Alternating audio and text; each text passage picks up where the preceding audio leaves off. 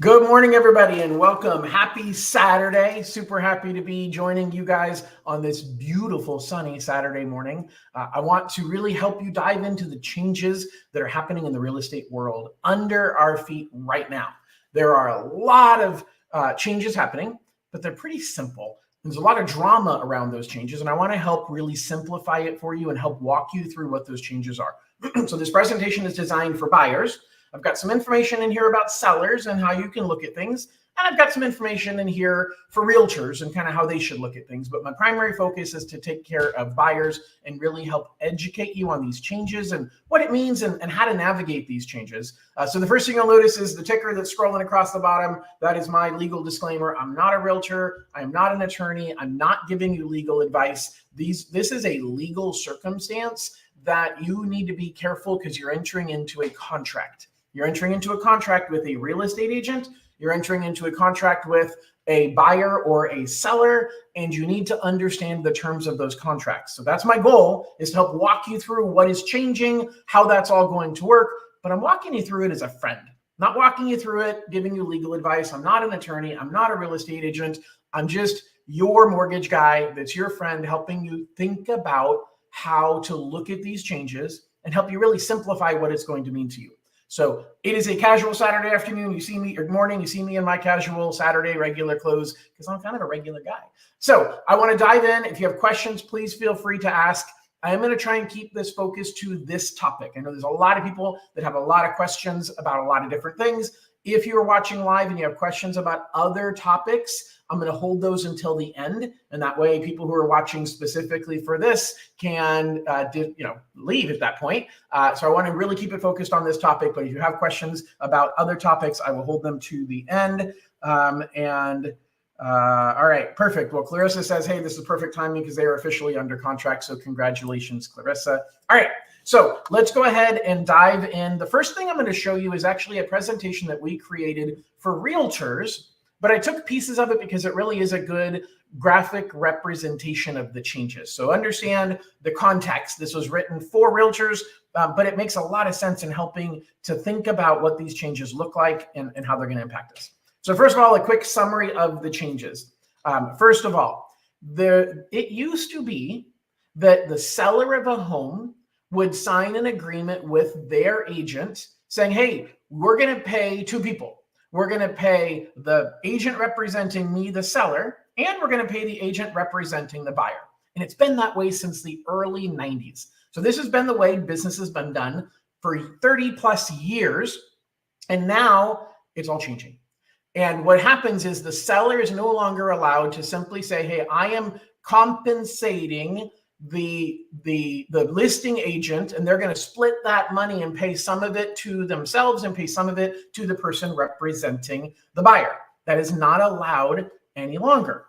So what's happening now is it's got to get separated. I'll explain to you how that separation works. The concessions, you have to be really, really specific about what the concessions are and what they're for. So again, I'll explain that more. And then a buyer representation agreement is required. And that means you as the buyer have to sign a form with the seller, with your agent saying how much money you are going to pay them. Now, who pays them? Let me rephrase that. It's how much money they are going to get paid for representing you. So it is not necessarily you who has to pay them. It's about how much money they are getting paid for representing you. So you have to have that agreement in place. A couple more changes that are happening. The buyer's agent, your agent, cannot get more income than what you've negotiated. Seems pretty straightforward, seems pretty normal, but that hadn't been the case in the past. If you said to your agent, hey, I agree, I'm going to pay you at least X percent, 2%, I'm not a realtor, I can talk percentages. I agreed that I'm going to pay you 2%, but the listing agent is offering 3%. Well, then the agent got the best of both worlds. It's not that way anymore. It's not allowed to be that way anymore. The next thing is that the buyer's compensation, the buyer's agent, their compensation cannot be open-ended. They cannot simply say, you know what, I'm paying an approximate ballpark of whatever the listing agent is willing to offer. That's not allowed anymore. So it's really, really important that you understand that change. And the fact is that realtors are not allowed to just have a open-ended, hold on one second here. Sorry, I got to close this. Okay, so realtors are not allowed to have just an open-ended number. Again, little things that realtors need to thoroughly understand, and that this is a major problem. Hold on, I got this. There we go. All right, this is a major problem that caused a lot of this legal issues for realtors. Because a lot of realtors would tell their buyers, hey, you know what? My services to you, they're free. And you don't have to pay me anything because I work for free. They don't work for free. The seller included that cost in what they paid their agents. And a lot of people misrepresented that. A lot of agents misrepresented that, and that caused these changes to have to happen. So I want to talk about really the three main documents that exist in a purchase transaction. And that is the listing agreement, which is what the seller and the agent representing them sign. The buyer's representation agreement is the agreement between the buyer and their agent that, hey, you're my agent, and that I promise I'm going to work with you, and I promise that you're going to get paid at least X amount of dollars for working with me. That agreement has been around for a very, very, very long time. Very few realtors ever used it. So the buyer's representation agreement is not something new. It's just something that is now mandatory. Okay, so that is a critical distinction that many realtors didn't use this in the past, even though they had the choice. Now they must use it. And then the third thing that we've always used is the purchase contract. Okay, but what happened, and hopefully this makes sense, in the old way, the way things worked up until today, is that the seller would sign a listing agreement with their broker.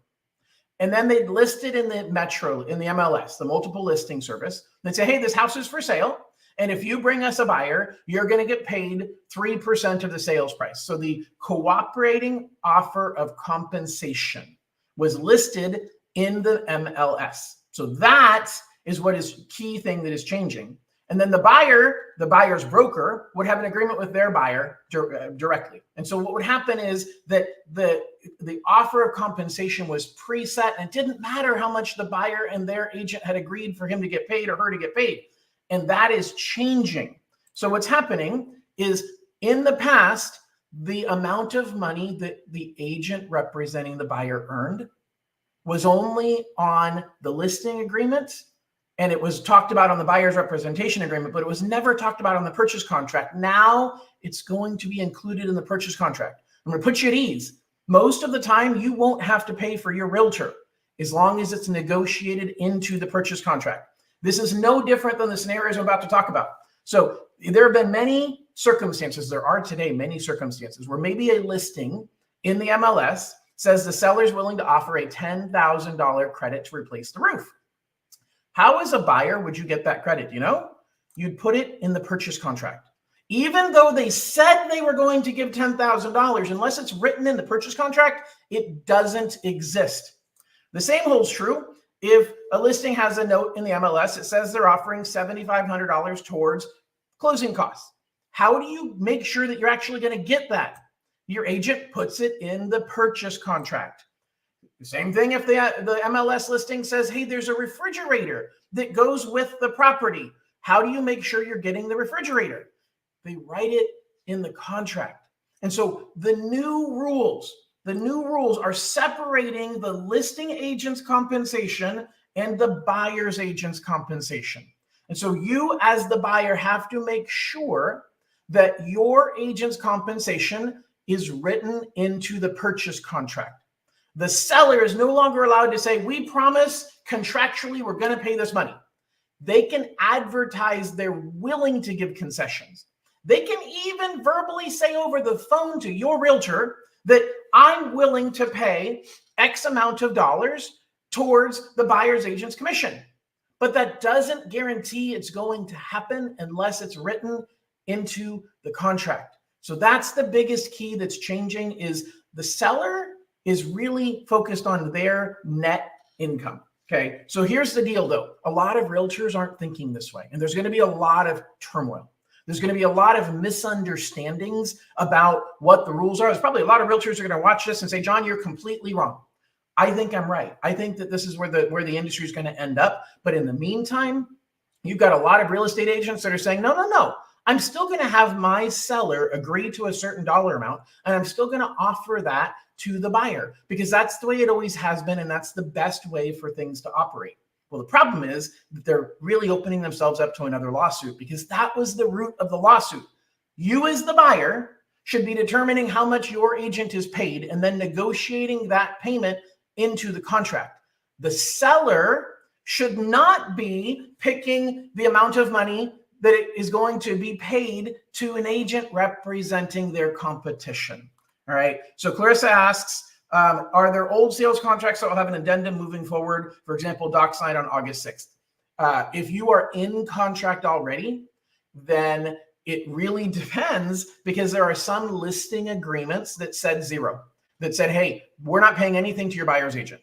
But you probably on August 6th did not have an agreement signed between you and your realtor saying you agreed to pay them a certain dollar amount. That rule goes into effect nationally by next Saturday, the 17th. Locally, well, it depends on the market. I know in the Bay Area, they started it last week. I know in the Central Valley, it starts tomorrow. So each market is starting on different dates. So Clarissa, if you signed an agreement with your realtor that said you are agreeing that your realtor is going to get paid X amount of money, and that agreement was not included in the contract as being paid for by the seller, then you were on the hook to pay it. But prior to it rolling out in your market, most buyers didn't sign that agreement and most sellers had a dollar amount listed. And the truth is, if there was no dollar amount listed from the seller and you never agreed to pay your buyer's agent anything, your buyer's agent's out of luck. Like they're not going to get paid anything. That's the catch-22 for them, not for you. You as a buyer are only obligated if you signed a buyer representation agreement. And I'm going to show you in a few minutes what that agreement looks like in the state of California. Again, not your attorney. I'm not going to give you legal advice, but I'm going to show you what it looks like and give you some thoughts that I have on things that you need to be looking at and things you need to be considering. So a lot of agents saying, hey, we're just going to keep doing business as usual. That can work for a little while because there isn't an automatic policing system, but it's going to become a problem in my opinion, okay? Already, we've had the Department of Justice that came out because the California Association of Realtors created their forms to come out at the end of June. And the Department of Justice looked at a draft copy of that and said, it's pretty clear you guys are trying to skirt the new rules. You need to rewrite their forms. And California changed their forms. They stopped the publishing of their forms. It took them a month to change the forms before they released them. And so there's a lot of agents who are saying, I'm just going to keep doing things the way that I've always been doing it. Be very, very careful. A lot of buyers who say, you know what, my agent says that doesn't apply to me. Be very, very careful. Your agent has more at risk than you as the buyer. Okay, you as a buyer should be careful about what you signed. There's the California Association of Realtors ended up changing their forms. So this is kind of the article about that. Arizona says, hey, we got new forms that they've revised because we need to be clearer and more to the point. We're going to see more and more changes going forward as we see more pushback on the states and the companies that are creating forms that try and circumvent this new way of doing business. The DOJ has definitely, Department of Justice has definitely gotten involved because they don't care if the seller pays for the buyer's agent, but they do care if the listing agent is predetermining how much money is paid to the buyer's agent. It's got to be negotiable, and it's negotiated on the purchase contract. So the next wave of lawsuits that are going to be coming are using standard forms that commission share so that you are basically trying to circumvent the rules. So as a realtor, if you're listening, be very, very, very, very cautious about that. So again, the old way, the seller signed an agreement with the listing broker and they advertised on the MLS saying, hey, this is how much money we are offering to the buyer's agent. That's the old way. But you got to change our mindset. Here's the new way. This is a little bit confusing, so hopefully I can help walk you through it pretty easily here. What you're looking at is the seller on the left is going to sign a listing agreement with the listing broker, but only to outline how much money the listing agent is receiving. They are no longer, at least in the state of California, no longer is the contract allowed to show a dollar amount or even determine a dollar amount that is specifically going to the buyer's agent. Now, they can offer concessions. Those concessions can be used for anything. It can be used to pay for your realtor. It can be used to pay for closing costs. But the actual concessions are only listed as available in the MLS. the concessions do not actually happen unless they're written into the purchase contract. So the key is the purchase contract on the bottom, because the purchase contract is never part of this picture that we looked at a minute ago. So if I go back to the old picture, the purchase contract was not part of the agreement on how your realtor got paid. But now the purchase contract is a critical component of that. In the MLS, the only thing the MLS can talk about is available concessions. And a lot of MLSs are simply having a yes or no checkbox saying, is the seller willing to offer concessions? Okay. But the buyer is determining with their broker, with their agent, how much money they're paying their agent. And then they're asking in the purchase contract for the seller to pay for it. The realtors are no longer involved in setting the compensation for all of the realtors. The listing agent no longer sets the compensation for both them and the buyer's agent. That is the critical piece, one of the critical pieces that is changing right now. Okay, so now the other thing, let's keep going here, is now the 3 documents that we're going to care about. All of them matter. In the listing agreement, the listing agent is going to determine their compensation. In the buyer's representation agreement, the buyer's agent's compensation is determined. And then in the purchase contract, it's determined who's paying for the buyer's agent. Is the buyer paying for it? Is the seller paying for it? Are there any concessions that are coming into play to pay for other things like a roof repair or closing costs? It is all negotiable. That's the critical thing that is changing. And so the listing agent is going to sign an agreement that is going to talk only about the listing broker's compensation. The reason why I'm showing you this is way down at the bottom. It talks about an unrepresented buyer. Now, this is, I think it's Virginia's contract, but every contract's different in every state. But this is an example where the listing agent now has to think about what happens if I sell your house and the buyer calls me directly and says, hey, I don't want my own agent. I don't want to have to pay for my agent. I want you I want to just buy the house by myself. That creates more work for the agent selling the home. So that agent that is selling the home has to negotiate with their seller in advance. It says, hey, by the way, if an unrepresented buyer shows up, that's going to take more work from me. Now, the good news is that buyer is not going to be negotiating with you to ask you to pay anything towards their realtor's commission. But I want to predetermine up front because there's going to be extra work required on my behalf. So this is how much I charge when an unrepresented buyer comes in the door. Now, you need to understand that as a buyer because you're basically getting less representation and the seller is still paying for it. So some of you are thinking, I'm just going to skip my own agent. I'm not going to have a buyer's agent because it'll save me money and I won't have to charge the seller for that so I can get a better deal on the house. That isn't always the case because the realtors are pre-negotiating with their sellers and say, hey, if I have to represent both people, now really the other person isn't represented, but they're going to be calling me all the time asking questions and I'm not going to get paid at all. The truth is I have it doing my YouTube channel. I get a lot of calls from clients that are working with other lenders. They say, John, but I just have a quick question. I want to pick your brain. I'm happy to do it. It's giving me more exposure and that's leading more business in the big picture. But it is more work for me that I'm not getting paid for.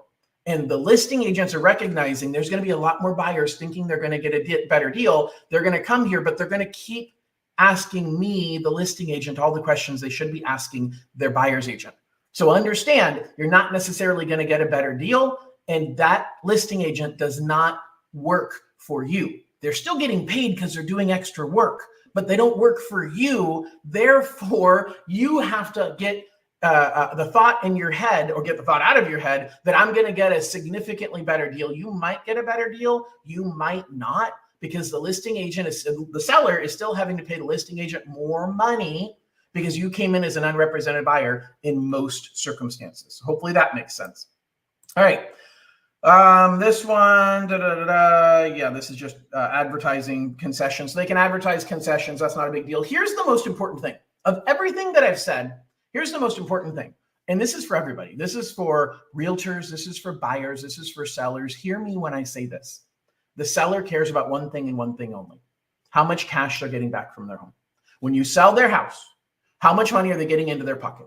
And so if you say, hey, I'm willing to buy your house for $500,000 and I want you to pay 3% towards my realtor's commission, that's $15,000. Now, they have an agreement to pay a certain amount of money towards their realtor's commission. They're paying other fees, but those fees are set. So what is variable right now is the fee that you are agreeing gets paid to your realtor that you then say, hey, I'm going to have the seller pay it. No big deal. They do it all the time. That's true. It is no big deal. It's true. They do it all the time. It is customary. It is normal. But when somebody else offers the exact same $500,000 for the home, and they say, I only want you to pay 2% towards my agent's commission, that means that the seller is only paying $10,000 towards that person's agent's commission, and they're paying $15,000 towards yours. That is a fact. Now, I'm not trying to talk you out of offering your realtor what they're worth, and I'll get into what that means of what a realtor's worth. But what I'm telling you is that the seller's net is what matters most. And if everything else is equal, the seller is going to say, well, I'll take the $500,000 that only wants me to pay 2% because that gives me $490 versus the one that's asking for 3% because I only get $485. As a matter of fact, the seller might be willing to sell the house for $490 to a third buyer. Why? Because that third buyer isn't asking for any money from the seller. And $490 means that the house, they don't have to worry about the appraisal coming in low. The guy offering $500,000 and getting 2% towards their agent, sure, it's the same $490. But in the eyes of the seller, it's the highest net with the safest deal. And the house only has to appraise for $490 to sell to that guy. To sell to the guy that wants to give 2% to his agent, the house has to appraise for $500. So you have to understand the psyche of the seller. And that depends on what market that we are in. And so I want to minimize or remove this for a second. Let's do stop screen share. Yeah, no, okay, not that. That's not what I wanted. All right, let's do this. Hold on one second, because I want to make this super, super clear. So I'm going to go here. That's what I wanted. All right, so here's the deal. Think about if you are buying a car and that car is in super high demand. It is, I don't know, a Tesla Cybertruck before they came out. Everybody wanted a Tesla Cybertruck, okay? And the car dealership knows that that car is in super high demand. They're not going to offer any special financing deals. They're not going to offer any discounts. They're not going to offer anything on that car because that car is in super high demand. As a matter of fact, they're going to mark up that car. You ever walk onto a car lot and you see the MSRP and then you see the dealer markup of $20,000 for the final price of the MSRP is $72,000, but there's a $20,000 markup because this is a super hot, I don't know, Dodge Charger, whatever the car is. And the dealership says, dude, we can't keep these things in stock. If I sold them for the $78,000 that the list price says, I'd sell them all right away. I can mark them up by $20,000 and I'm still getting people lining up at the door trying to buy it. So that is a seller's market. But you have the opposite. You have that car that's been sitting on the car lot for a long time. And you've got the dealer that says, hey, it's 4th of July. We're going to offer a special 4th of July savings deal. And we're going to discount that car. And we're going to offer you special 1.9% financing. The seller is not going to tell you, the car dealership is never going to advertise the lowest price they're willing to accept. In a normal market, for most cars, they just list it at the sticker price. We all know they're willing to accept less than that. But if somebody's willing to pay full price, they're going to take their money. That is the same with the seller of a home.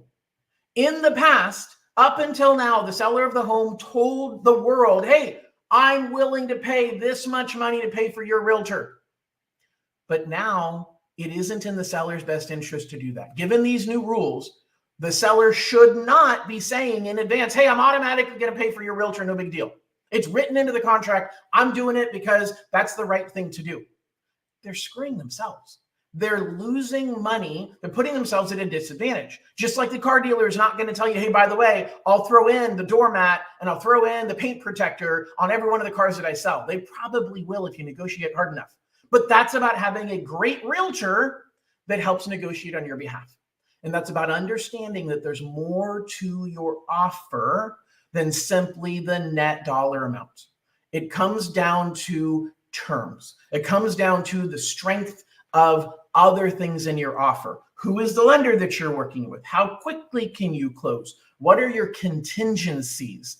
How confident are they that you're going to get them across the finish line? Will you give them extra time as a rent back? Maybe that's something that's important to them. So you have to have a great realtor who understands negotiation. And that great realtor is worth a lot of money. That's going to be the big differentiating factor going forward, is you have to figure out, how do I know if the realtor is worth what I'm paying them? It used to be everybody got paid basically a similar amount. It was negotiable, but it was the listing agent that negotiated. And you could have had a horrible buyer's agent, and that horrible buyer's agent got 3% because it was pre-negotiated. You could have had a great buyer's agent that was a phenomenal negotiator, and that agent only got 1.5% because it was pre-negotiated. And a great realtor is always going to do what's in your best interest, which means, hey, if you want to write an offer on a house that only pays 1.5%, then that's all I get. That's the only choice that I have. I didn't have a choice anymore. Now the realtor has to demonstrate their value to you on day one and say, this is what makes me different. And the challenge for you as a buyer, especially in the state of California, but this exists in most other states in some format, is, are you dating that realtor or are you getting married? That is the critical thing that I need you to understand as you're listening to this as a buyer. Are you dating that realtor or are you getting married? By the way, there is nothing wrong with a shotgun wedding the day after you met. Nothing wrong with that. A lot of people have beautiful lives, but you got to be committed. You have to know that's the person that you want to be with. Okay, maybe marriage is a little bit too far. Maybe it's just moving in together. Hey, we're going to move in. We just met yesterday. We're going to move in and live with each other for 3 months to see if this is going to work out. That's a pretty big commitment to move in with somebody for 3 months to see if it's going to work out. And that is called, in the state of California, exclusive or non-exclusive representation. And so when you sign an agreement, you are signing an agreement that says, I am working with you exclusively or I'm not working with you exclusively. And that's the first thing you need to understand with your realtor. What are my choices? If your realtor says, I only operate with exclusive relationships, I don't blame them. They're going to probably say something along the lines of, hey, would you go to work at your company if your boss said, hey, we actually don't have an employment agreement and you're going to work for me and you're going to show up here at McDonald's and you're going to flip burgers and you're going to drop fries and you're going to mix milkshakes and I'll decide at the end whether or not I want you to get paid. Would you show up? No, you wouldn't. And that's what some realtors are going to say to you. I don't buy that, because realtors are commission-based salespeople. People in commission-based roles work all the time for no guarantee of pay.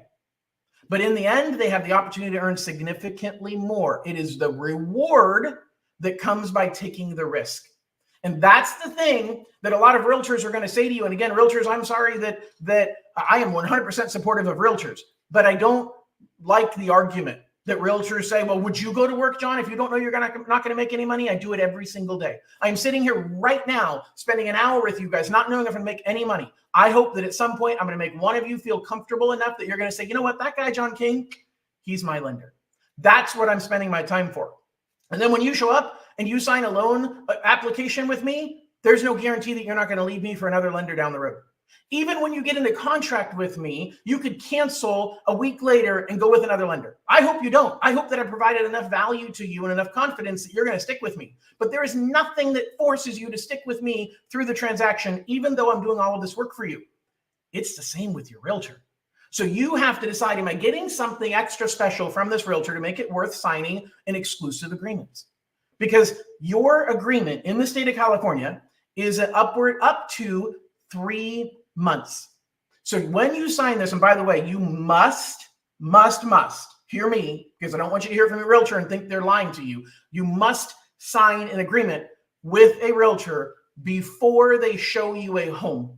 And that is in effect already in some markets. That's coming into effect over the next 7 days in every other market across the nation. You must sign an agreement with a realtor before they show you a home. And if you buy the home they showed you, they are your realtor and they are getting paid the money that you agreed to in that contract. And the contract that you're signing with them outlines how much they are going to get paid. It doesn't guarantee you have to pay it, but it also doesn't guarantee the seller is going to pay it.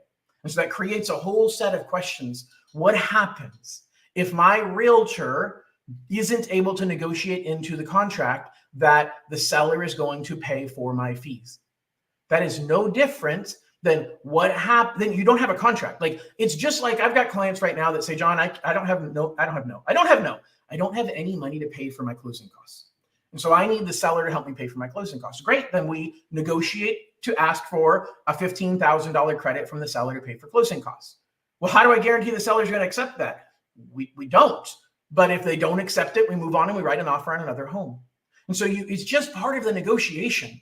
And so you might go into it and this listing agent might say, of course we're going to pay. We're paying 3%. But if somebody writes an offer and they only ask for 1% and their offer is exactly the same as yours, you're going to lose. Now you can say, hold on. I will counter and I will agree to pay only I agree to accept only 1% in compensation from the seller. The question then becomes, who pays the rest? Do you pay the other 2%? Does your realtor waive the other 2%? Do you split the difference and end up somewhere in the middle? That's up to your conversation with your realtor. But this is the art of negotiation. And having a great realtor may be more expensive, but the best realtors are the best negotiators that can provide you significant value beyond what they are paid. And they're going to work to get themselves paid by the seller. But could it cost you a home? It could.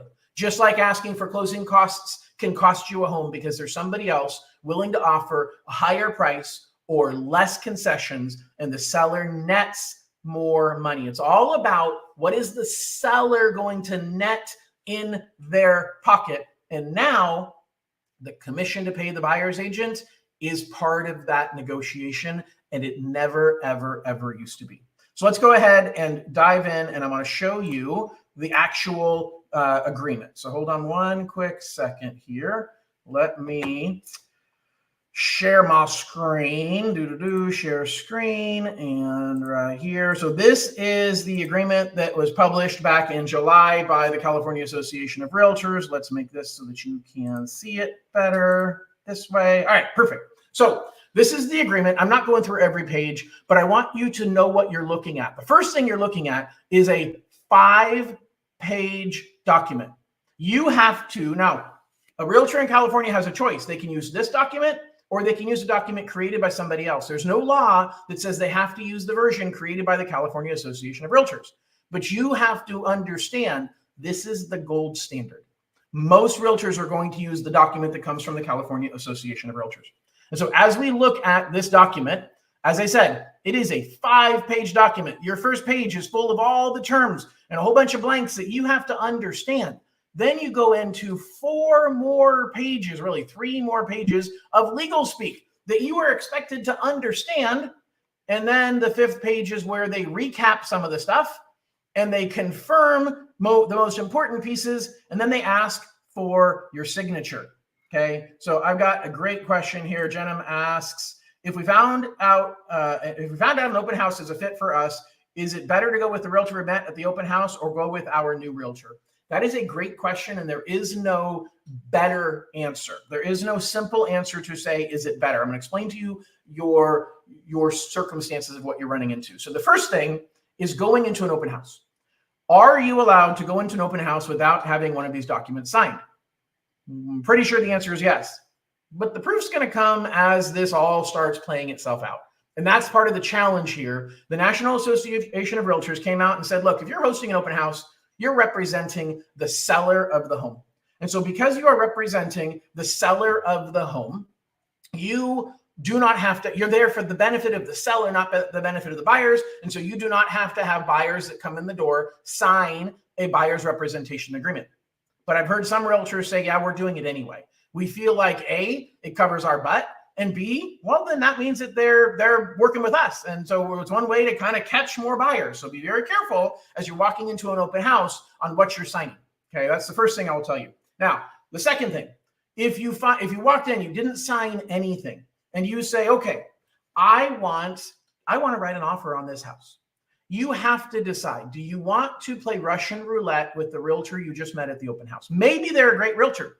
It's no different than if you called on a home that was listed on Zillow or Redfin or something else, and the person comes and meets you to show you that home. You're playing realtor roulette. You have no idea the quality of that real estate agent. Now, For a lot of people, that's the only way they can find a realtor. They don't have family or friends that have used realtors before. They don't know how to find a good real estate agent. And so that's their best option.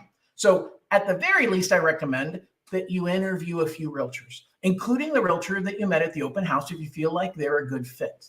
But when it comes to, are you better to go with the realtor you met at the open house?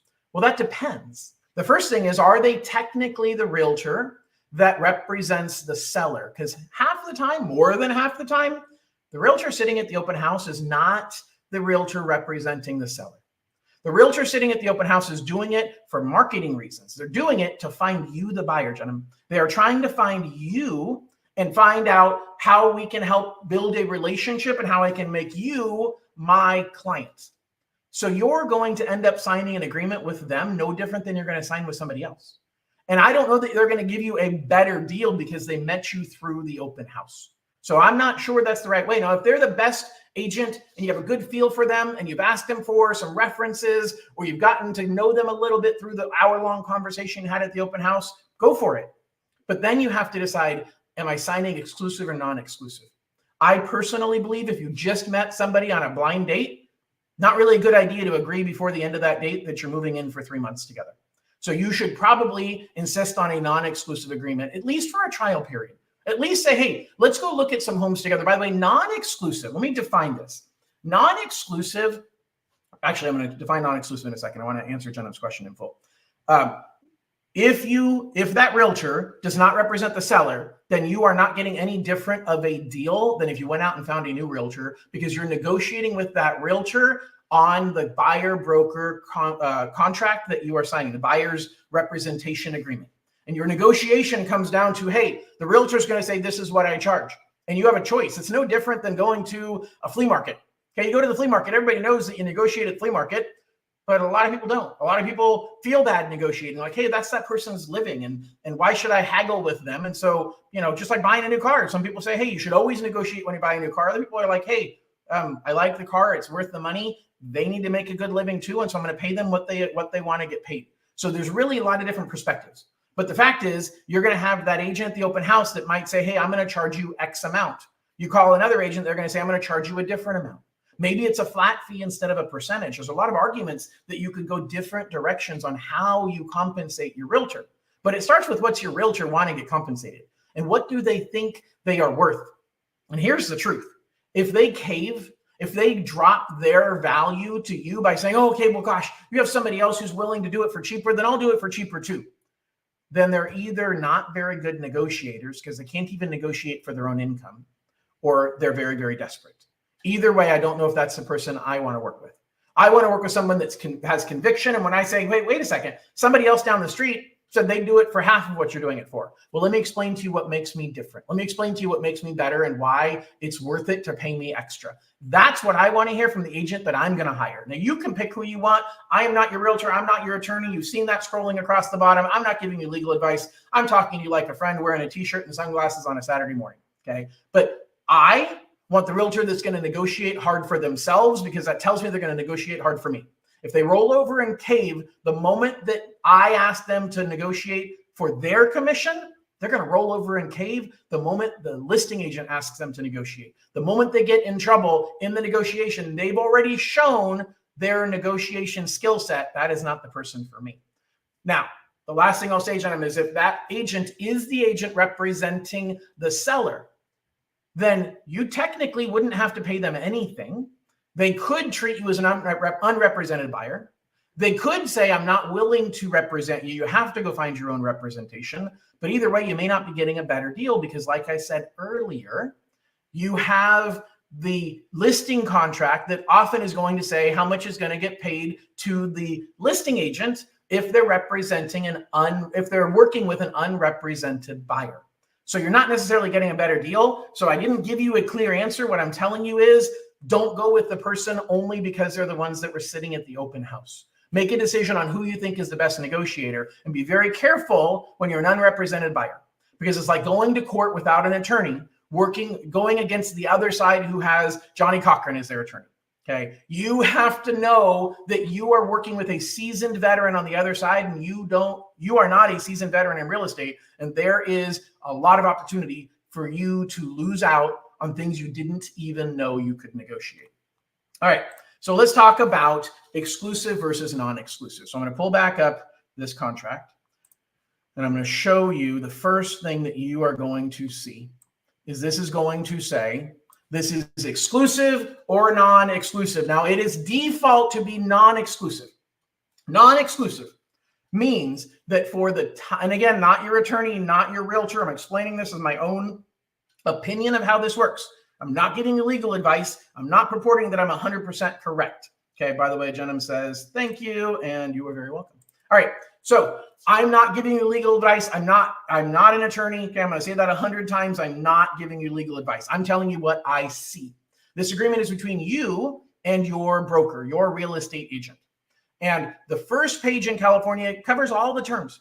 And the first thing it says is how long are we working together, okay? Or working together, it begins on whatever date and it ends at midnight of a particular date that cannot be more than 3 months away unless the buyer is a corporation. And then there's different rules, okay? But most of y'all are individual buyers. You're not buying as a corporation, okay? So 3 months is the most amount of time that you guys can move in together and live together. And then you got to sign another agreement. You got to renew the lease for another 3 months if you choose to stick with that person. Now, it talks about what does that mean? Like whether we are exclusive or non-exclusive, you get to outline which properties they're helping you with. Most realtors are going to leave this blank. Most realtors are going to say, I'm helping you with everything. But you can actually specifically state, hey, I only want you to help me if I'm buying in this particular city or in this particular county, or only for single family homes, because I'm also looking to buy apartments and multifamily properties or bare land, and I'm using a different realtor for that because I believe they're an expert in that. So you have the right to be specific. You don't need to be more specific than is appropriate. Okay. You could specifically say it's only for a particular property. So you could say, hey, it begins today and it ends tomorrow. And it is for, single family homes. You can specifically right here say for the following specific properties only. Like, hey, we're just dating. Okay. This is a blind date and we are just dating. And so I understand, and you need to understand, you must sign something before you go look at a property. So as a bare minimum, you have to sign an agreement that specifies that property. I agree to work with you for this property. Now, once they show you the property, once they do something that is considered to be, I'm going to go down here and find the right words here, involvement. When the broker is involved in showing you a property, whether you're exclusive or non-exclusive. Now, if you're exclusive, anything you buy, by signing exclusive, anything you buy, they get paid on. Whether they were there with you at the beginning or not, whether they helped you through the transaction or not, whether you tried to hide it from them that you were buying something because your best friend is selling their home and you're just going to buy it from them without using a realtor. If you signed an exclusive agreement with a realtor and you bought that home or entered into contract or identified that home during your agreement period exclusively with that realtor, you legally owe them the commission. So be careful signing an exclusive agreement. Okay, now good realtors will let you out of it in many circumstances if genuinely, hey, my best friend just told me they're going to sell their property and they're going to sell it to me directly. And they're not going to pay an agent. They're giving me a heck of a deal on it. And so can I get out of our exclusive agreement? With mutual agreement, you can get out of the exclusive agreement. So it is, again, this is where you got to consult an attorney, you got to consult your realtor, but it is my understanding that a realtor can let you out of this contract. But what happens? That's exclusive. Okay, so exclusive is really simple to understand, which is you buy anything, anywhere in the state of California, your realtor is getting paid no matter what, even if they didn't help you buy the house. So you are married to them. You are moving in and living with them, and you owe them no matter what. Okay. Now, non-exclusive. That's the part that gets a little more confusing. Now, I think that's the direction that many buyers will start. You'll start with a realtor. Maybe you'll date multiple realtors. Maybe you'll say, and I'm not telling you to cheat on realtors. I'm telling you, hey, I want to know how you work before I sign a long-term agreement, because never before today did realtors expect you to sign a long-term agreement. Not never. In most cases, realtors did not present you with an agreement saying you must work with me. They had the option. but they were afraid to. They were afraid that if they made you sign something, since nobody else is making you sign something, you're going to run away. And they said, I'm not willing to risk that. I'm not willing to force my buyer to sign something saying they're going to work with me because they're going to leave me because nobody else makes them sign anything.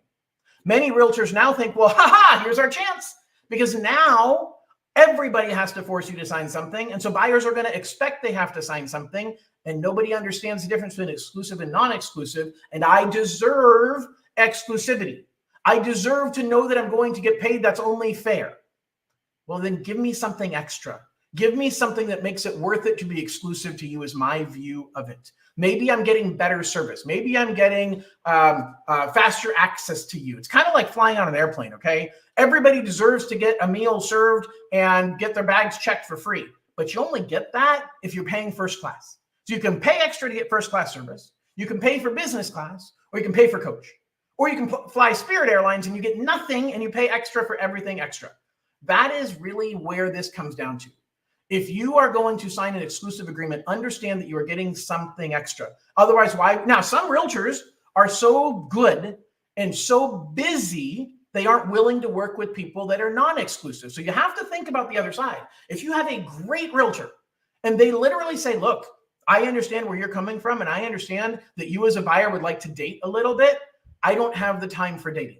I'm already married to 10 people right now. Yeah, the analogy doesn't work anymore here, but you follow with me. Please stay with me here. Okay. I'm already married to 10 people right now. And so I can't afford to date because I've got a line of people that want to get married to me, and I'm going to marry people and work with the people I'm married to instead of working with people I'm only dating. So if you want to work with me and I'm worth it, then we're going to be exclusive. If not, if you're not willing to be exclusive, if you're not willing to get married, then I'm not the right agent for you. There are some agents that are going to be that way, and I applaud them for it. But you as a buyer have to understand you're getting something extra. Maybe I'm getting the best agent in town. Maybe I'm getting the best negotiator that is truly in demand. Or maybe I'm getting an agent that just is saying that, but they really aren't. And so just understand you have a choice. So does the realtor. The realtor doesn't have to work with you. You don't have to work with them. So understand you have a choice before you sign it, but do not blindly sign an exclusive agreement. It's my biggest fear. My number one fear is that you are going to blindly sign an exclusive agreement. I'm going to come back to what broker involvement means. I want to, because I'm talking so much about exclusive, top of page 5 on the California Association of Realtors form. It says exclusive representation. If it is checked on the page 1, you must initial here as well. So pay really close attention if you are signing at the top of page 5, because that means you are exclusive. So on page 1, there's just a little checkbox there. And the little checkbox says exclusive. So a realtor, some are don't have very high morals. A realtor can check that box without telling you what it means. They're just going to, I'm just going to check that box that says exclusive. No big deal. And you might miss it as you're going through the contract. You can't miss it at the top of page 5. At the top of page 5, it says this agreement is exclusive. The broker will devote time, resources to assist the buyer in finding and acquiring a property in the expectation of being paid. The buyer shall not enter into another agreement in conflict with this one. The broker is going to be compensated if the buyer acquires any property during the representation period with or without broker involvement. I'm going to explain broker involvement in a second. Even if another broker is also entitled to be paid. So if you cheated on your agent and you went with somebody else and that person's entitled to get paid, then you have to pay 2 realtors. Don't break this agreement. Understand what you are signing. Cancellation. Either the buyer or the broker may cancel this agreement by giving each other 30 days written notice. So one or the other can say, I'm out, but it's 30 days notice. If you both agree, then they can cancel it sooner. Okay. So that's up to the realtor whether they're willing to agree. But if you want out, you can cancel it simply by saying, I am notifying you that I want to cancel the agreement. And then 30 days later, the agreement with them is canceled. So even if you sign a 90-day agreement, you have the right to cancel it. And it's after 30 days of written notice, the agreement is gone. So right here is the key, top of page 5. If you're signing top of page 5, you are getting married, you are moving in together for the next 3 months. Make sure that's what you really want. Because if you buy something with somebody else, you owe this agent anyway. You are literally getting hitched to them. You are hooking on the handcuffs and you are stuck side by side. Even if they never call you again, they have a legal right to sue you to get their compensation if you buy something else. Be very careful what you sign. Be very, very, very, very careful what you sign. All right, so let's go back here really quickly. Hopefully this is all really helpful. All right, so let's go back up here and let's look at what does broker involvement mean? Okay, so what they're saying here is, and again, I'm not an attorney, I'm not a real estate agent, I'm just giving you my interpretation. What they're saying here is, hey, if it is a non-exclusive agreement, then the compensation is only paid if there was broker involvement. So again, we'll get to what broker involvement is. If it's exclusive, then the broker gets paid no matter what. Whether they were involved in the transaction or not, you are agreeing to pay them. Okay, so and by the way, there's other people that work for the agent that works on their behalf that can actually be constituted broker involvement, an assistant, a colleague. So even if your realtor didn't show you that home, somebody else on their behalf did, then that counts as them being involved. What is broker involvement? The broker physically entered the property and showed you the property. The broker showed it to you virtually. They showed up with their phone and they did a walkthrough with you virtually on the property. Then they are involved. You have to pay them. Whether you are exclusive or non-exclusive, you have to pay them. The third one, the broker submitted to the seller an offer on the home. So even if they never let you into the home, even if they never did a tour virtually with you, if they wrote an offer, they're entitled to compensation if you ever close escrow on that home, ever. Because they were involved during your representation period, and you might buy that house 6 months later, you still owe them the commission because they are the ones that were involved in that transaction. Remember, if it's exclusive, doesn't matter. None of this matters. You're paying them if you buy a home. If it's non-exclusive, this is when you're dating multiple realtors. How do I know which one I'm paying for this home? Because if one of these things happen, they are the one that you're paying. So if realtor A shows you the home physically and lets you into the property, then they are involved. They deserve the commission. You had a non-exclusive agreement with realtor A, they deserve the commission. But then you write your offer with realtor B. Well, realtor B is now involved. They deserve their commission. You just triggered two of these clauses with two different people. Therefore, you owe the money to both of them, even though you were not exclusive to either one. You had both of them be involved in the same property that you ended up buying. You owe them both. Understand what you're signing. Understand this is the normal agreement. You cannot look at a home unless you sign this agreement. So you're going to be bound to this. Even if you're non-exclusive, you are bound to this. So do not have multiple realtors doing that. Now, an open house is the exception. So an open house, they said, hey, if they physically entered and showed you the property, then you are working with them. Not if you don't have a signed agreement beforehand, and it's okay to see an open house without a signed agreement because the house was held open. All right. The fourth reason is if the broker did a market analysis to the property, related to the property, or reviewed property-specific documentation or disclosures with the buyer. So if you said, hey, tell me what you think I should offer on this home. They never showed it to you. They never physically walked in it with you. They never wrote an offer on the home with you, but you asked them to analyze the property and tell you what they think you should offer on the home. They are now involved. You now are obligated to use them as your realtor. And if you use somebody else, you still are obligated to pay them. Be very, very careful. All right. The fifth bullet point says, hey, if the property was introduced to the broker, to the buyer, from somebody else that acted on their behalf. Say, okay, let me read that again. The property was introduced to the buyer by the broker, or for which the broker acted on the buyer's behalf. Okay.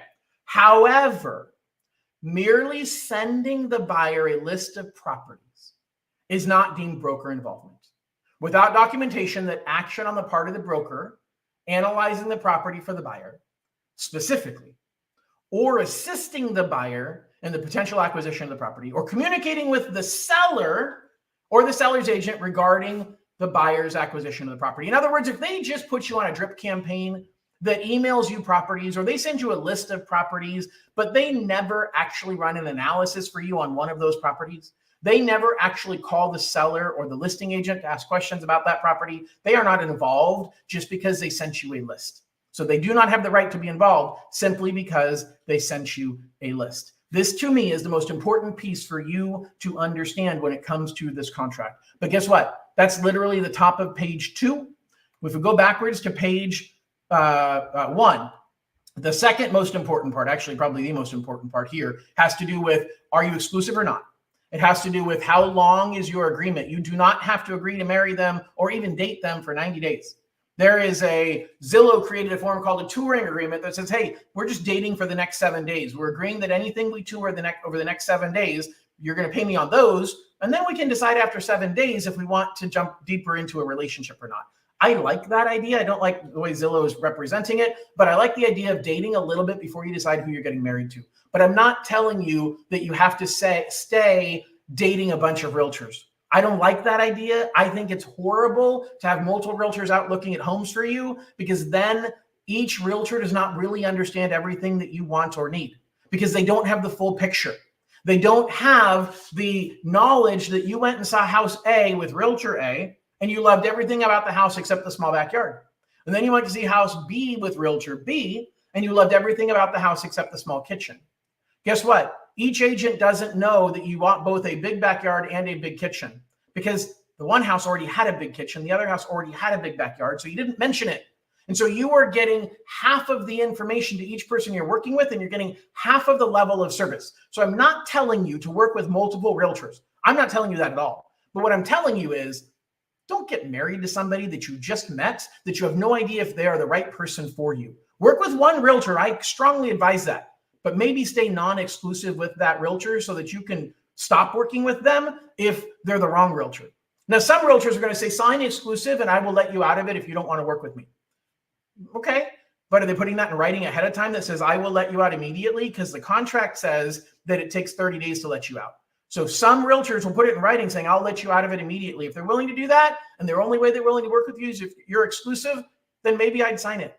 Okay, because that's a good negotiator. That's somebody that shows their value and shows that, hey, I want to be exclusive to know that you're not going to run around and look at something else while we're working together. But if you think I'm not the right agent, I'm going to let you out of it immediately, and I'm putting it in writing. Here's your certificate of guarantee that I'm the right realtor for you. And if I'm not, you can get out of it. Here's the fine print that says I'll let you out immediately. Okay, a good realtor may use that as a way to help you overcome your concerns about getting married, because, hey, I've got the priest on standby to give us an annulment. Like, this isn't a long-term marriage if you don't want it to be. Ken, maybe the analogy is great, maybe it's not, I don't know. All right, compensation, amount of compensation. So on the bottom of page 1, it says, how much money is the realtor getting paid? Now it says right here, notice the amount or rate of real estate commission is not fixed by law. They're set by each broker individually and may be negotiable between the buyer and the broker. This is your moment to negotiate if you choose.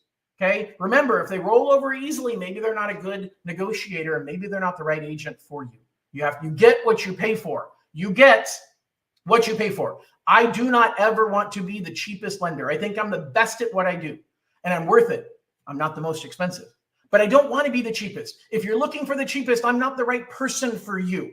I understand that. I am happy to say that out loud publicly on a YouTube video that millions of people are going to watch. By the way, help me get this out to millions of people, because I don't get anywhere near that. Okay. I'd love to get 1,000 people to watch it, to be perfectly honest. Anyway, thank you, whoever loved that. I appreciate that. All right. So the bottom line is, I believe that I am worth it. And I don't want to be the cheapest. I don't need to be the most expensive, but I'm worth every single penny of what I charge. The same is true for good realtors. So you have to see here, they have a choice. They're going to write a dollar amount, or excuse me, a percentage of the purchase price and a dollar amount, or fill in the blank, which could be a percentage. So it could be anything else as far as a percentage or dollar amount, or see the attached compensation schedule. Some realtors, by the way, this is how I run my business. I have a cap on what I charge based on the size of the loan. In other words, my compensation on a $500,000 home is not doubled when I go to $1 million, because I didn't work twice as hard for that $1 million home. And so my compensation stops, it caps at a certain point, and what the cost is to you goes down the higher the price is, because I don't need to make extra money. There's some realtors who are talking about that and saying, you know what? I'm not going to do a flat fee per se, but I'm going to do a percentage. I'm going to have a schedule that says if your purchase price is between this and this at the low end of the price range, well, then I'm going to charge a higher percentage because there's a certain cost of doing business. But as you move up the scale of price ranges, you buy a $2 million home, I don't need to charge you 2 or 3%. 2 million, 1.5% of $2 million is 30 grand. That's a good amount of money. Okay. How hard did you work to earn that 30 grand as a buyer's agent? Now, maybe they provided a whole bunch of extra services to you. I don't know, but just understand they have the right to set up a compensation schedule. Okay. And then basically it talks about the last really big piece I want to talk about on this front page is you actually have an obligation to prove to the agent that you have the ability to pay their commission, or you check this box over here that says, I can't pay you. You must find a home. So right here, buyer intends to purchase with right here, buyer does not have sufficient funds to pay the broker. Well, if you check that box, that means the broker knows they have to negotiate a home that has the seller paying your commission. And if they can't negotiate it into the contract, then you guys aren't buying that home. Versus if you do have the money to pay them, then they're going to still try and negotiate it into the offer, but it is negotiable to come out of the offer with your permission, and they know that it is up front. So understand the realtor is going to be paying attention to this. The rest of it, the truth is there is so much in here, timing of compensation and when you have to pay them. What happens if the payment is less than your obligation and it says, look, you agreed to pay me 3% and the seller's only paying me 2%. What happens now? The buyer and the broker should discuss whether it would be beneficial to include a term in an offer that the buyer makes, obligating the seller to pay the broker.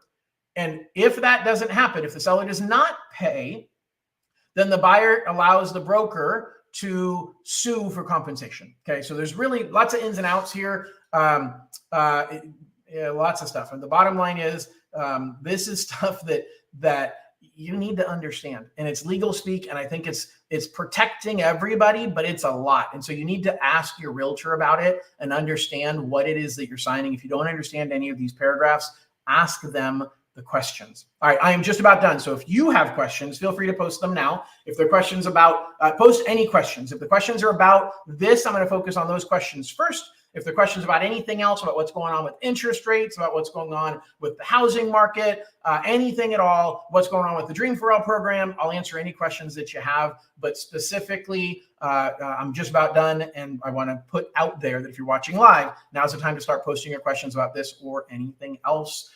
Real quick, mediation, are you legal authorized signer, etc. And then the last page, they make you sign again to confirm that you understand what you're paying.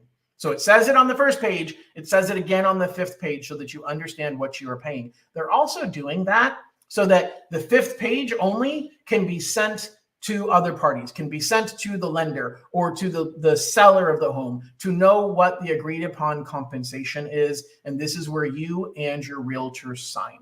So that is the document. That's how this works. That's what's changing. So let's go ahead and get back here.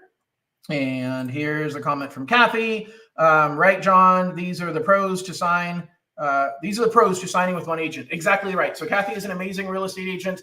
And I am telling you, I'm not saying don't sign exclusive. I'm not saying work with multiple realtors. I'm just saying know what you're signing. There are a lot of benefits. There's a lot of pros to signing with one agent and working with that one agent. But the truth is, unless that agent puts in writing that they're going to let you out of the agreement if you're unhappy, you can still work with one agent without signing exclusivity. Now, some agents aren't going to be comfortable with that, and I don't blame them, but it's part of the negotiation process. You are negotiating with your realtor to say, hey, how much time am I willing to agree to work with you? And what are you going to give me in return? The bigger commitment you give to your realtor, the bigger commitment they're going to give to you. It is a two-way street. And Kathy adds, and know your agent. Don't just pick anyone.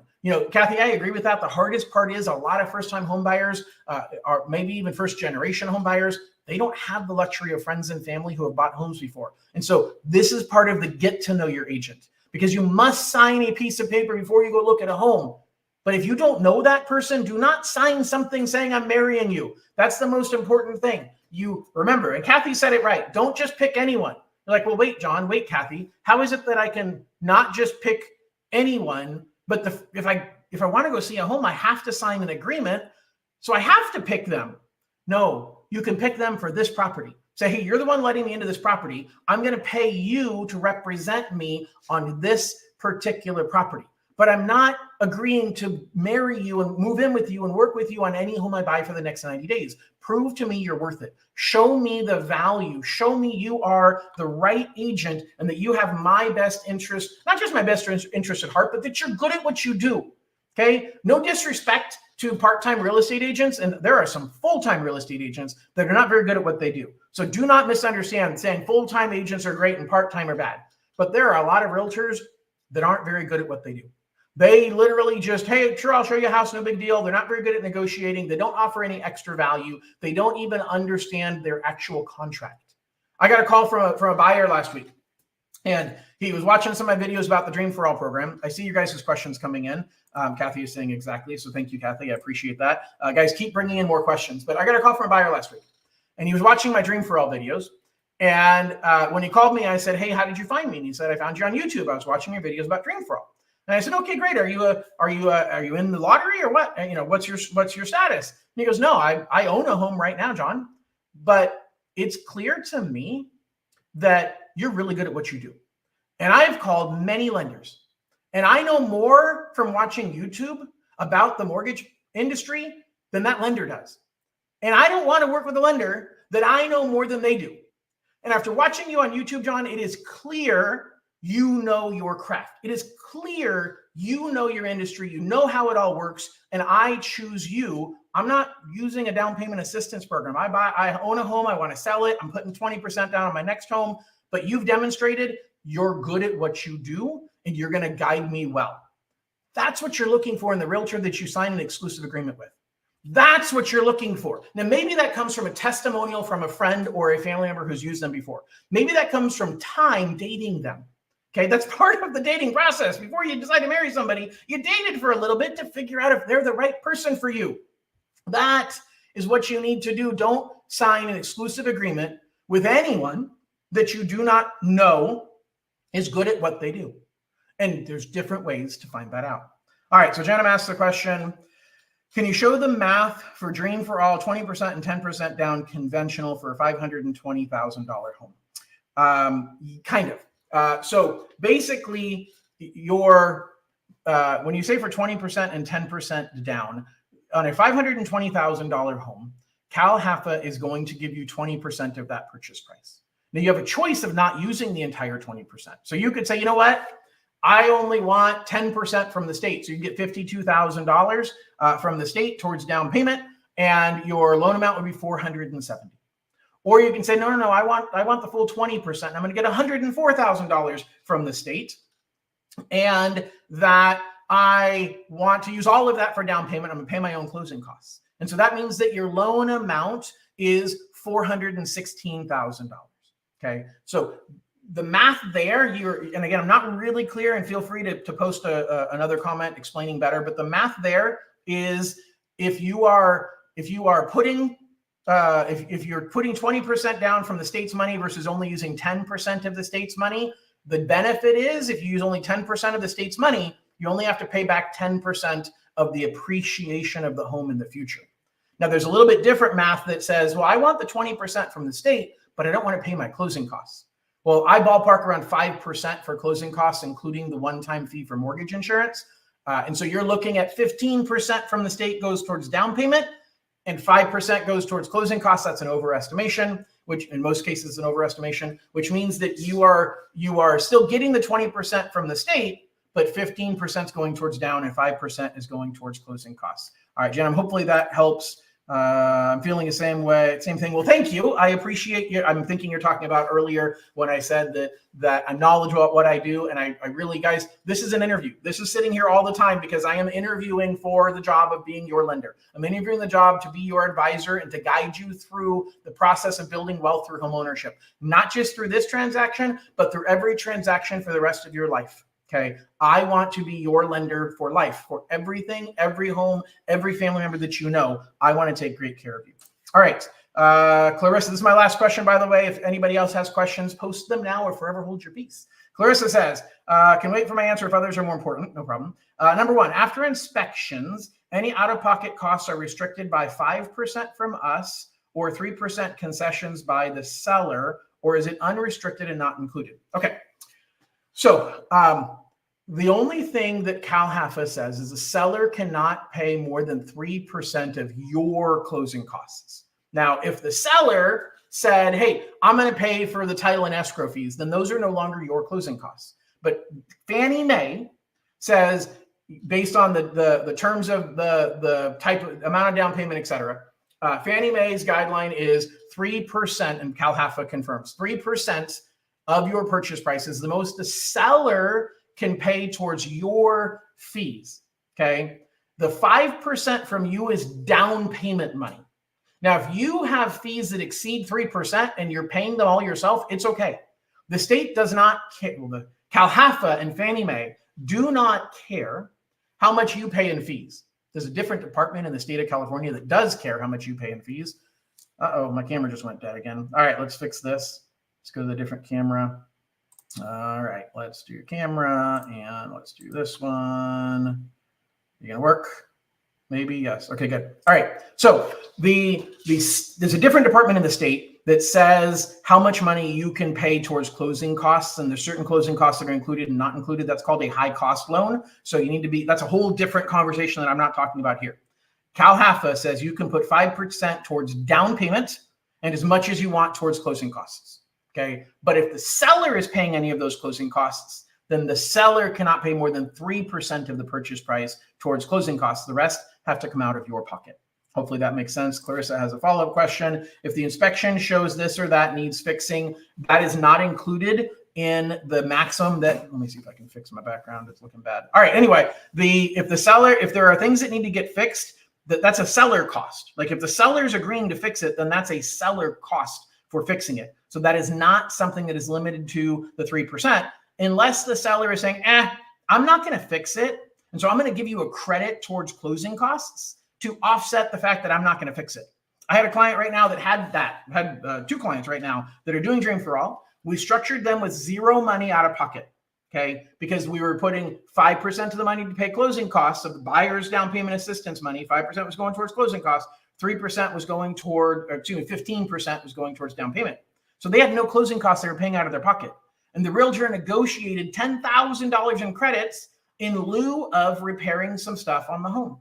Well, realtors do that because they say, hey, you'll get $10,000 in your pocket at closing, less money you have to spend towards buying the house because they're paying your closing costs. You can use the money you were going to pay towards closing costs to pay to fix the stuff at the house. But they weren't paying anything towards closing costs. And so and what ended up happening is we bought down their interest rate. We did a temporary buy down, then a partial permanent buy down, and that's how we used the seller's money. But they didn't get extra money in their pocket today. Now they got lower payments in the next 2 years because we did a temporary buy down, but we didn't lower their payment today. And didn't lower their cash out of pocket today. So be very, very careful if you're talking about things that need to get fixed in an inspection. Now, if you are paying your own closing costs, then great. A seller credit means the seller pays the closing costs, and therefore the money you were going to spend towards closing costs, you are now keeping in your pocket to pay for the repairs yourself. That's fine. The last thing I have to say about repairs is if the repairs are required by the lender, you cannot do that.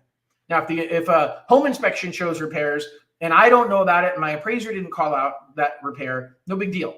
But if the appraisal called out the repair, or if we have knowledge of it on the contract, then we have to have the work done. I just had a contract today that we got the contract, we got the underwriting through, and underwriting looks at the contract, and one of the addendums says, here's 5 things that have to get completed. I notified the realtor this morning, hey, I need an addendum showing those 5 things were done. Like they can't negotiate it out and say, oh, well, we just agreed to give a seller credit instead. No, because you told us there's problems with the home. Don't tell us there's problems with the home if you're planning on getting a credit to offset not fixing those problems. So hopefully that makes sense. Gang, it looks like that is the last of my questions. So I'm just going to wrap up and say I am here to guide you. I am here for sure interviewing to be your lender. And so if you have questions and you want to talk to me, scan this QR code, download my app. Janum has another question. Can we do permanent buy downs and Dream for All? Yes, you can. It's a case-by-case basis every day on how much it costs versus how much it gives you. But the break-even point, in my opinion, is not worth it. It's taking, and I've run some numbers on a few different clients that did lock and looked at doing permanent buy downs. It's anywhere from 3.5 to 5 years of saving X amount of dollars per month before you saved the amount of money that you spent up front for the permanent buy down. And I don't think you're going to have this loan for 3 to 5 years. I think we're going to see interest rates drop in the next couple of years. You only have one opportunity to pull the trigger to refinance to get a lower interest rate. But I think we're going to see those numbers in the next couple of years. And I think you're going to refinance your Dream for All loan within that timeline. So my advice is if you can afford the payment today, do it. Okay. Do not buy down the rate. Keep that money in your bank account if you're using your own money to buy down the rate, and use it to help supplement the payment if things are tight. Okay. If you're getting a seller credit, then maybe do a temporary buy down instead of a permanent buy down. And the only time that I advise a permanent buy down, 2 situations. One, you just are afraid of what the interest rate is and you feel better having a lower rate. Hey, that is your call. I'm not going to talk you out of it. I had one client that I said, hey, I don't think it's a good idea. And he said, John, I just feel like I'd feel more comfortable having a lower rate. Great. I'm not going to talk him out of it. The second reason why I'd advise a permanent buy down is if the circumstances of the home that you got accepted and today's interest rate and the property taxes and the homeowner's insurance and the homeowners association on that home put it above your maximum debt to income ratio, then your best option to get your debt to income ratio down a little bit is permanently buying down the rate, because a permanent buy down lowers your monthly payment we consider for qualification. A temporary buy down does not. So hopefully that answers your question. Hopefully I explained how it works. I am going to be doing a video. I've been planning for the last month to do a video all in detail about how to lock a CalHFA loan, things like this, going through all the numbers. I promise it's still in the works. I just haven't had time to get to it. Good news, we've been busy. We've got 12 Dream for All clients in contract right now, and I've got another 22 shopping. And I've got more calling every day, and I'm interviewing for that job. So whether you're a dreamer and have a voucher, whether you're on the wait list, whether you have nothing to do with Dream for All, and you're like that client that called me last week because, hey, John, you look pretty damn smart. I am pretty damn smart. And I'd love the opportunity to take great care of you. So Janum, I appreciate that. I appreciate your support. If you have any questions, please scan the QR code. I'd love to sit down and talk with you. Guys, I'm here to help you. Even, Clarissa and I talked, and she already had a lender. She had questions. She set up a time to talk with me. She stuck with her lender. That happens. Okay. I'm interviewing for the job, but I'm happy to give any of you time to answer your questions. And if you still stick with your lender, that's great. I am here to earn your business, but sometimes that isn't today. Sometimes it's down the road, and I want to help guide you throughout the process without any expectation of something in return. So I'm going to continue to take great care of you, continue to answer your questions, and continue to be here. All I ask in return is help me to share. Share this video, share my YouTube channel, tell all your friends and family about me, because I do all types of loans, and I want to be the guy that advises you and everybody you trust in every real estate and mortgage decision going forward. So everybody, I appreciate you listening today. Hope you have an absolutely wonderful weekend, and we'll talk to y'all soon. Bye-bye.